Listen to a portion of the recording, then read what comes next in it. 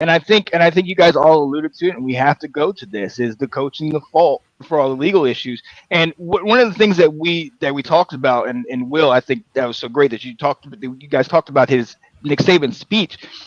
We all remember in what 2023, N'Kobe Dean on the sideline, and or on the field, and there's one other player there, and the guy, both linebackers, and the guy doesn't make the right read, and you see N'Kobe Dean on the field lose it, and just tell him you need to be here, and just really get it that iron sharpening iron. And Yeah. we all praise Saban or not Saban, but Smart and the coaching staff. And look, they're pleasing each other and they're getting each other, and we praised it because they were winning national championships. But to your point about what Saban said, this is something that we need to shine a light on. Where are those same guys when it's not about football, when it's not on the field, when it's off the field at life decisions? Because football ends. Just like the game ends, football careers end. Not everybody's going pro. So you need to make sure that you're right in head, you're disciplined and everything. One of the things we praise Saban for is the fact that he kept his guys so disciplined, and he got guys that graduated and went on elsewhere to do Hmm. better things. Is this smart? Is this on Kirby Smart? We praise him for the titles, but does the titles make us overlook the fact that maybe he really didn't have that good of a handle on the whole on in Georgia? Yeah, it's on Kirby. When you're getting paid, however much money he's getting paid, you are a 10 big mil. face, $10 million. You are the head football coach of this program.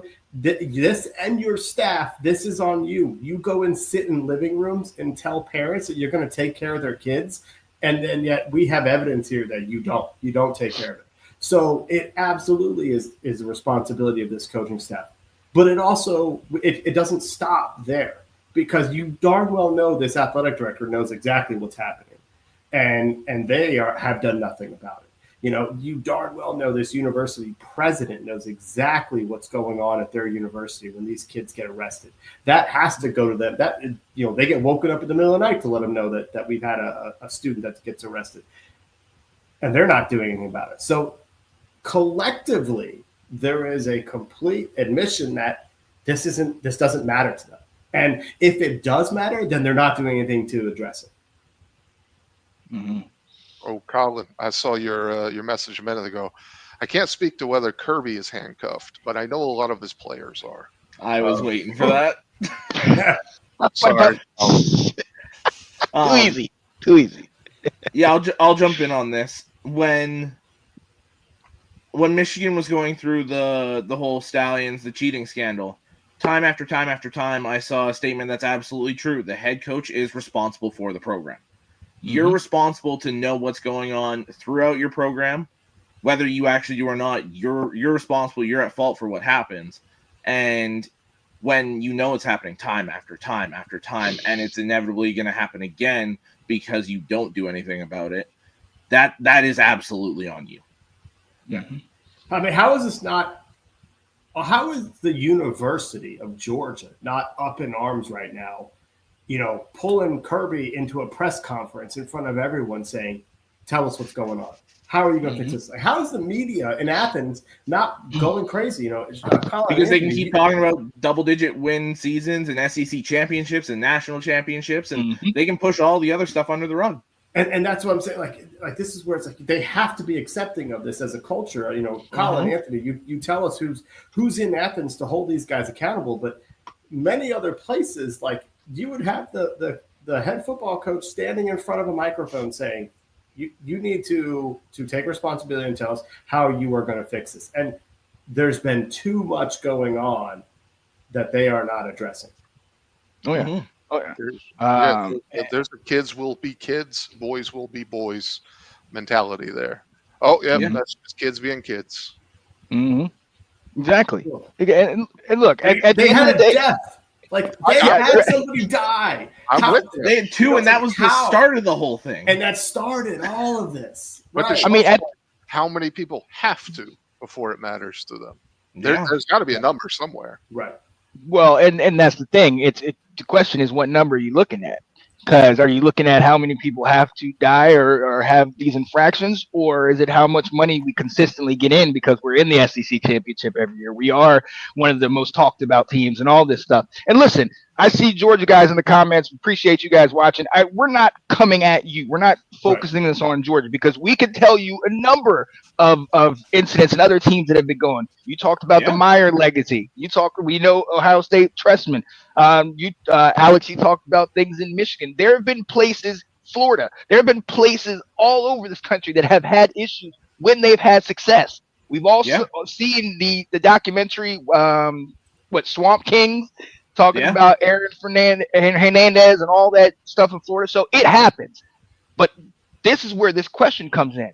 When all of those things happen, whatever the infraction was, you go USC with, the money and all that, Pete Carroll leaves. Trestman, when all the scandals with all that, he with the laptop, he leaves. These coaches, Meyer, all these coaches either got ousted or left. Jim, they all got ousted or left right around the time that they were going to get caught. So is that what is going to happen with Kirby? Because we have to, at some point, you have to sit here and say, I don't even know if it's the players that we're recruiting. Because I look at ETN at the beginning of this season. He transferred from Florida, so he wasn't recruited. He might have been recruited by Georgia, but he came from another place. And he had to sit the first game because of a DUI that week before.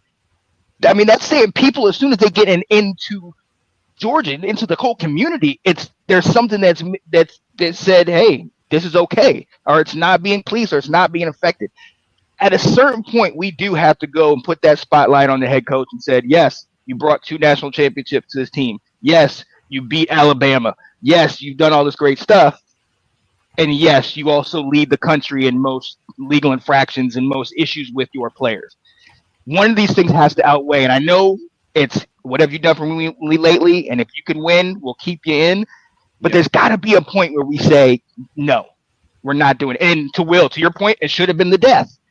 But clearly, that was right off of a national championship, so that wasn't it.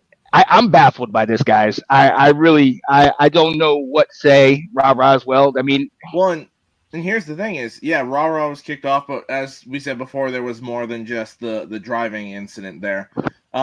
These two, this last week, here's my issue with Kirby again, is they were labeled indefinite suspensions, which leaves the door open for them to come back. Why not just say, there's the door? If you're serious about this and you're starting to take this seriously, don't leave any doubt about whether they might come back or not. Get the hell out. They need to.